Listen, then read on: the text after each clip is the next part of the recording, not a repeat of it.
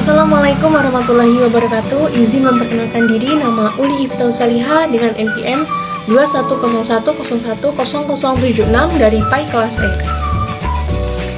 Baiklah, di sini saya akan menjelaskan materi tentang complex sentence. Untuk materi kali ini pembahasannya yaitu yang pertama pengertian complex sentence, yang kedua jenis klausa yang dimaksud pada dependent clause, yang ketiga pembagian dependent clause, dan yang keempat contoh kalimat dan penggunaannya. Oke, baik, langsung saja. Yang pertama yaitu pengertian complex sentence. Jadi, complex sentence adalah kalimat yang terdiri dari satu independent clause atau kalimat tunggal dan satu atau lebih dari dependent clause. Dependent clause atau klausa terikat disebut juga fragment atau kalimat yang tidak lengkap dan tidak dapat berdiri sendiri.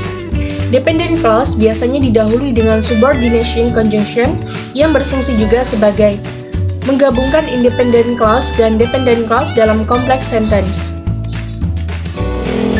Nah, untuk jenis klausa yang dimaksud dalam dependent clause tadi yaitu yang pertama, independent clause merupakan kelompok kata yang mengandung subject, verb, dan komponen lain hingga membentuk suatu pikiran yang utuh. Bisa dikatakan klausa independen dapat berdiri sendiri atau bisa juga dikatakan sebagai inti dari kalimat. Yang kedua, dependent clause juga mengandung subject dan verb namun belum menggunakan suatu pikiran yang utuh.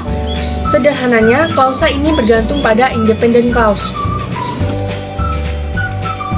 Independent clause dan dependent clause biasanya dihubungkan dengan tanda koma atau kata penghubung, yaitu conjunction.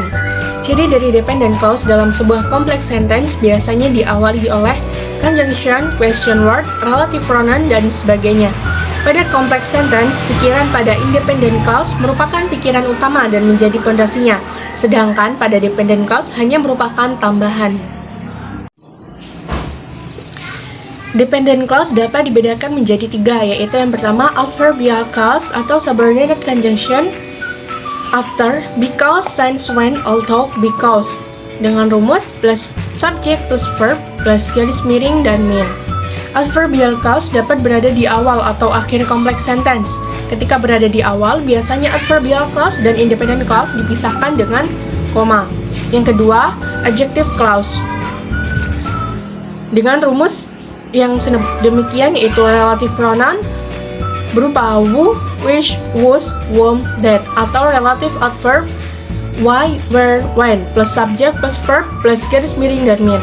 Jika ada informasi yang berada pada adjective clause dan akan mengubah makna jika dihilangkan atau essential defining adjective clause, maka koma tidak digunakan untuk memisahkannya dengan independent clause. Sebaliknya, jika informasi yang dibawanya tidak akan merubah maksud kalimat ketika dihilangkan atau non-essential non-defining adjective clause, koma digunakan. Yang ketiga, non-clause atau question word, whether, that, plus subject plus verb plus garis miring dan mean. Jika dependent clause berupa non-clause, maka ia berfungsi sebagai noun atau kata benda. Noun clause biasanya difungsikan sebagai subjek maupun objek dalam satu klausa. Nah, untuk contoh kalimat dan penggunaannya yaitu yang pertama adalah because she had free time during last holiday, she rearranged her house. Because we had free time during last holidays yaitu kegunaannya sebagai adverbial clause dan she rearranged her house yaitu sebagai independent clause.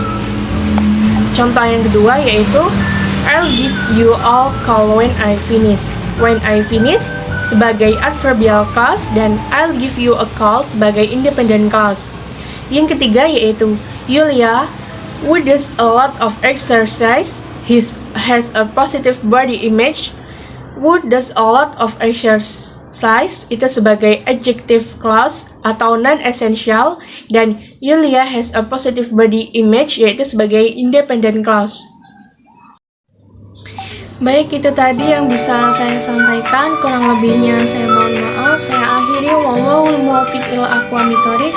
Wassalamualaikum warahmatullahi wabarakatuh.